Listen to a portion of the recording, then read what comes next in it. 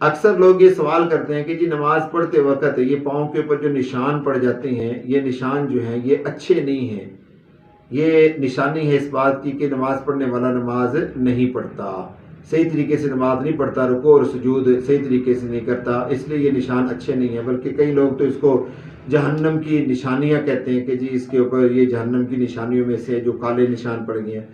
تو پھر میرا ایک سوال ہے ان دوستوں سے کہ یہ جو ماتھے کے اوپر نماز پڑھنے کی جیسے نشان پڑ جاتے ہیں، پھر اس کے بارے میں کیا حکم ہے؟ جبکہ اس کے بارے میں تو رسول اللہ صلی اللہ علیہ وسلم نے فرمایا کہ جس آدمی کے ماتھے کے اوپر نماز پڑھنے کی جیسے نشان پڑ جائے، اللہ تبارک و تعالیٰ اس پر جہنم کی آگ کو حرام کر دیتے ہیں، واضح حدیث موجود ہے۔ تو اس لیے اس کا اس کے ساتھ کوئی تعلق نہیں ہے، کوئی پریشانی کی ضرورت نہیں ہے، پاؤں کے اوپر نشان پڑے جاتے ہیں، انسان جب رکوع میں سجدے میں جاتا ہے یا اتحیات کی شکل میں بیٹھتا ہے تو زمین کے اوپر پاؤں رکھا جاتا ہے تو وہاں پر بار بار رکھنے سے وہ سیاہ ہو جاتے ہیں، اس لیے ایسا کوئی عقیدہ مسلمانوں کے اندر نہیں پایا جاتا، ایسے عقیدے سے گھبرانا اور پریشان نہیں ہونا چاہیے۔